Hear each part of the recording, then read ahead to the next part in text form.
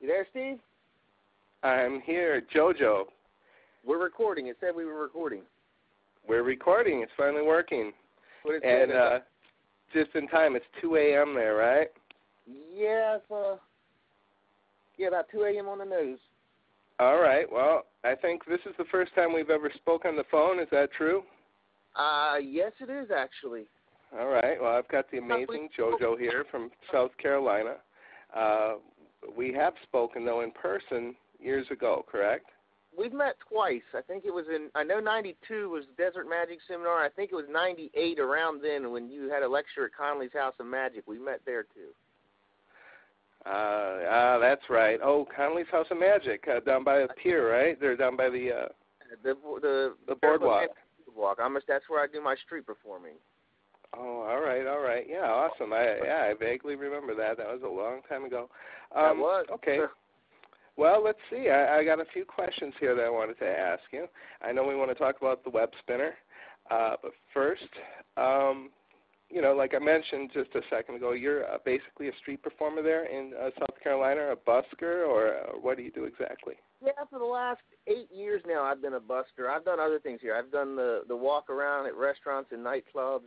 We used to have video poker machines here, and the nightclubs scene, the bars were really happening because the gamblers were here spending a lot of money. And when they made them illegal, all my walk around nightclub acts just dried up, and so that's when I started turning to street performing. Right. I also remember reading on your website that you did the most Grateful Dead concerts of any magician. You were following the Dead for a while. Is that true? I don't know if I did the most number of shows, but I've done at least 100 Grateful Dead parking lot shows. I would think that you might not even have to take any props. People might just think you're doing magic. You just stand there. I did the trick sticks on the Dead lots mostly. I was performing them, and we were selling them. We'd light them up with fire after the concerts, and we'd attract huge crowds and sell the sticks. So that was for about 3 years or so. I was on and off with the Dead a lot. It sounds like a lot of fun. It was a lot of fun. But your specialty, or one of the things that you've obviously been heavily involved in for many years, is thread work. Yeah, I've done a lot of thread work. And thread work, obviously, I mean, you and me both know, for people who haven't done thread work before, it gets absolutely outstanding reactions to the point that you sometimes wonder why the heck you're even carrying anything else with you, because all people want to see is that floating trick. You know what? What you just said, why do you even do anything else? If I go out just to have fun, I used to start it with floating the cigarette on the dance floors with the music, and it became a dancing cigarette. And now I'll actually go to the clubs, and that's the only thing I'll do. I'll sit there and dance with a cigarette for 20, 30 minutes, and that's it. Yeah. I worked real long and hard on a contest act and a walk around act, and I was just so interested in so many different types of magic. And I ended up, what the heck did I bring all this other stuff for? All they wanted to see was that floating cigarette. Point being that thread magic is just some of the strongest stuff you can do, and some of the craziest stuff can happen too. I mean, do you have a craziest thread story offhand, or craziest levitation story? I would say. That comes to mind, the craziest floating cigarette story even, because everybody seems to have one. I have one. I was at 2001, and I was sitting at the bar, standing there casually by myself, and I was doing it, and this lady was walking towards the bar, and it's a black lady, and she comes walking up, and she starts to slow down as she notices what I'm doing. And she's watching me, and I'm thinking, okay, I got one, and the cigarette floats right up to my mouth. I catch it, and she turns around, and she runs off with her hands waving in the air like she just saw, I don't know what. I couldn't believe it. I just never seen anyone react that strong. She ran from me like I was a demon or something. My assumption was she must have been from the New Orleans area or something, where they have there's a lot of people that have a voodoo superstition going on, and that was you get that problem once in a while with Baptists, too. I don't know if they're not allowed to watch magic or something, but, that'll do it. But the people that don't do thread, they're the ones that don't realize how strong it is to laymen. I personally was never that fascinated by it, but once I started seeing the reactions that I got, I said, this is where I want to focus on. The people love it so much. I think you've mentioned to me in the past, too, about getting like $100 tip for the one trick for just floating a cigarette, right? And I've heard that story from like a lot of people. There was a guy who used to sell it, sell the secret to the layperson, and they keep asking for $200. And that's just, I guess, point being, that's the impact thread magic can have. And now when they only want to see this over and over and over, of course you break your thread unless you're really good at it. But some effects you really want to break the thread if you're going to do it properly. Kevin James' Floating Rose is a great example. The Floating Bill, I know the way Amar used to do it, although I think he's using some elastic. He would break three with the thread. And the thing is, now let's say you finished, or like when I would do the floating cigarette, I'd break the thread at the end, and then of course somebody wants to see it again, and you're not set, and what do you do? And that is a very frustrating situation. You never want to be caught without a trick, but you sure don't want to be, it's so obvious that you can't do it because you're not set. And that's where your web spinner comes into play. Now, this was obviously something that was born out of necessity, right? Oh, absolutely. It was born out of this. I used to wrap the single strands around playing cards like most magicians. One day I was running late. I didn't have time to make more. I ran out at the gig, and I didn't make as much money as I normally do because the floating dollar bill is a great tip maker. And you do something that $1, they let you keep it. Back then, $1 was a great tip. And I was like, got home, and I was just like, man, I got to take my thread to the gig with me. It's not doing me any good hanging on my wall. That's where I came up with this, is that I want that thread in my pocket when I was walking from table to table, so that if I ever needed it, I could just slip into a back room, the bathroom, wherever, and strip out a new strand. I'd never be without my thread. Sure. You lose money if you don't have your props with you. That's a worker's mindset is where that came from. The thread tube was definitely from a worker's mindset. Right, absolutely. I know that years ago when I was first starting using thread, and when I was lecturing, I had a couple tips and that I was trying to spread around, and one of them was the idea of putting that thread under tension to get the strand out to make it strippable. And that does save time. It makes it easy, but still you have to have it on a card or unwrap it and go through all this nonsense, and manage two ends and put it all back together. And that's one thing that immediately, and that's what struck me, I guess, where as a thread worker and as somebody who's a big believer in this whole concept that the thread should be hanging and it should be under tension. Man, you're incorporating this into something that just I don't know. I mean, I don't want to spoil it for anybody who's going to get it either, because it's a nice surprise for anybody who's done thread work. It's just everything that you already have to do.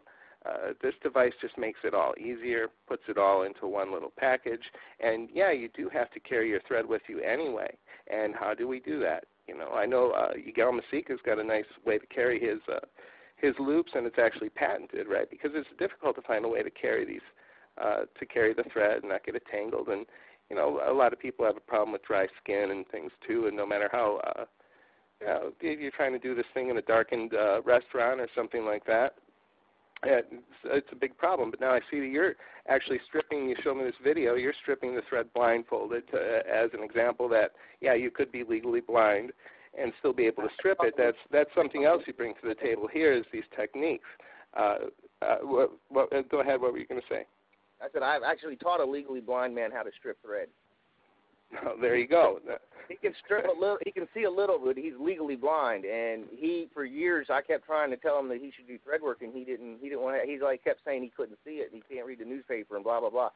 And he saw me stripping it blind at the convention, Magic at the Beach, and he came to my flea market pitch, and I said, well, it's time you strip thread. Let me show you. And he actually did it right there in front of me. I taught him how to do it all the way through. Yeah. That's fantastic, and that's what people need. And they need to, half the battle with thread work is the confidence of being able to do it. And the people are afraid they're going to break it, but they also don't like all the preparation and all that stuff. And this just brings it into the realm of the average guy who's never tried thread before, and the worker who is.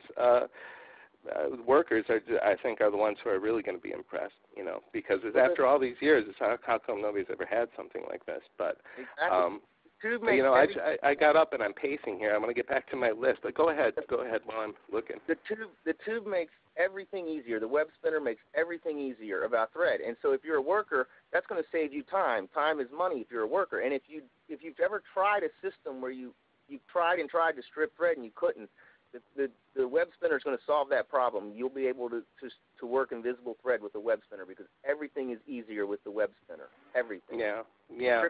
Well, and it's that was the thing for me. It's just.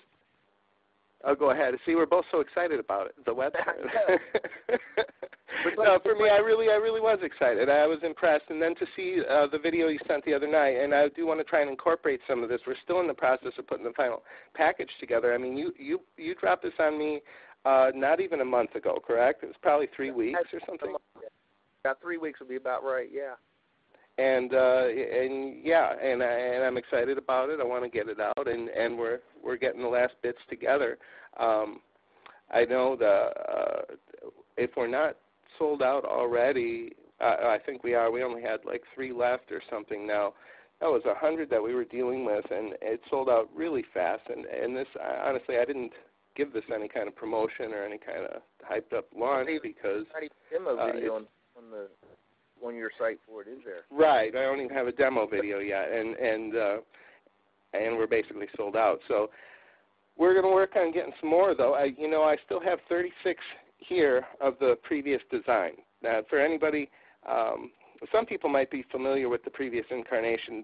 What you sent me was the thread tube. It was called the thread tube, and you weren't able to replace the thread. Obviously, we've changed the design, modified it. Now you can replace the thread. I have 36 of the original. If I could get them fixed up, I don't know if I can. I could maybe send them back to get those out before the 36th or before the 1st. But what we're having trouble with right now, like we discussed earlier, for anybody who's curious, is just getting our hands on one certain part. And we thought we had it, and suddenly today the shipping time has changed. But we'll get it. We've got them. I took care of that. And it'll be, and once we get it, it'll be exciting because we do have an order lined up, and these are going to be in the hands of the dealers within the next 2 weeks, right? I want to ask you a few more questions here. All right. Let's see now. When you were, where did this quote from Jeff McBride come from? I'm curious about that because it's a real good quote. Of course, Jeff is one of the biggest names in magic. You just don't get any more respectable than Jeff McBride as far as a quote is concerned, an endorsement. He's top dog in Magic Teacher. I mean, he's probably got more videos out than any other magician, second to Michael Lamar or somebody. I'd say either Michael Lamar or him probably has got more videos than anyone else. Them two there are the biggest names in Magic in teaching department. And basically, he was at the Magic at the Beach convention. He was the headliner, and I had a dealer's table there. And he came to the table, and I was doing my pitch for him, the thread tube, and it was called then. And he bought 3 of them, and as he left, he's like, awesome. And I was like, wow, he just said they were awesome. I went up there, and I was like, hey, do you mind if I quote you on that? And he's like, no, go right ahead, by all means. And then apparently during his lecture, I was so busy in the dealer's room, I couldn't even get to his lecture. But apparently when he did his butterfly effect trick, he was doing a trick with butterflies, and he asked if I was out there to come up and show everybody how to strip thread. And I wasn't there, but he said that you guys got to go see JoeJoe strip thread. That it's just incredible to watch him do it, that he can just strip it so easily, so quickly with his new product, and you need to go see it. And after that, it was like, people around my table the entire time. I mean, it was huge. Apparently he really hyped it up. Yeah, so it's got to be exciting for you. I mean, you've been in Magic for the longest time, but you haven't been in the selling tricks end of it that much, at least not getting that kind of attention, huh? I've always kind of wanted to hide my magic. I didn't want to show it. Right. I don't want it to be stolen. In fact, when I met you in 1998 at the Magic's Conley's House of Magic lecture, I actually had my orbit moved in, and everyone in town pretty much knew about it. And we were outside talking. I had the opportunity. I could have showed it to you, and I said, I don't want Steve to have this. I don't want him to see it. So this could have been done years ago, but at this point, I'm not as gung-ho on stuff like that. I realize that, it's more than just a secret or a trick or anything of that sort. You know what I'm saying? I'm a lot older or wiser now, and it's not as things that used to be important to me are no longer important to me. I realize that they never should have been important in the first place, but I gotcha. I'm right with you there. So that's a testament to this trick, though. By the way, not to cut you short, but the fact that you've been working with this just forever. This isn't something that we just came up with to try to have a new product to sell. As a matter of fact, you were happy just keeping this to yourself for the longest time. I saw there was, when you first approached me with it, and the name was the Thread Tube, I mentioned that there might be some confusion. I knew that John Kennedy had something out that involved a tube of some sort with thread. So we changed the name right away. And actually, John Kennedy placed an order yesterday, I think it was. And I was kind of proud of that because John Kennedy is and you should be too, John Kennedy is like the godfather of thread magic, really, in modern-day thread magic when it comes down to it. And I actually wrote him back and told him I was very excited and I'd be framing the PayPal receipt. And as far as I'm concerned. But I think that, when I have seen some names roll through here with the purchasing. Obviously, there's a buzz going around, and it's more than just what I put up on the site here. I saw that people chatting about it and stuff, so they already were familiar with you before this. Let me ask you a couple more things. Well, actually, yeah. Now you're getting a name in the magic community here, obviously, and it's going to be by the time summer's over. I guarantee you, your name's going to be on the tip of everybody's tongue. You're doing lectures right now, right? Or at least I know you have one coming up in the next week or so. I've got one scheduled, March 1st. I'm going to be in Columbia lecturing for the IBM ring there. If you decide to do more lectures, I would recommend to everybody right now, I would highly recommend they see your lecture because from a little bit of what I saw, a lot of guys lecture and they just want to try to sell stuff or whatever, and everybody feels they have to do a lecture nowadays. I don't know why. You're really offering some insight here into thread work, and you've got some tips here I hadn't thought of before, hadn't seen before, and we won't talk about them. People should actually go see the lecture. But go ahead. A bulk of the lecture is actually going to be on street performing, and it's nothing to sell whatsoever. I've always said I don't want to show up and be a traveling salesman and just pitch products to sell. That I want to put meat on the table. If you come to my lecture, I'm going to give you something to chew on. I want to give you the skill sets you need to use the tricks that you get. And I think that's seriously lacking in the lecture community. Almost every lecture I go to nowadays, it's just, let me show you this trick, now let me show you that trick, now let me show you this trick. I want to put some of the psychological stuff that's in play, and that's something that's just missing. Well, there's a lot of people aren't real workers who are lecturing. Like I said, they just want to lecture or to push product, and it just seems like something you do nowadays, par for the course here. You want to sell a trick, well, then you're going to lecture, but you're actually a real worker, and you do bring a lot to the table, and that's why it's lacking, and I think that's why people should check you out. Are you there, JoeJoe? Yeah, I'm here. Okay. Question. Yeah, I was going to ask you just, I do have another question, but I want to wind up with here, but I just want to make sure I didn't miss out on anything here. I don't know if I want to get into this. I think it was kind of funny. I wrote this down because I remember you mentioned that you pitched this around previously to a couple different companies, right? Yeah. And they didn't pick it up.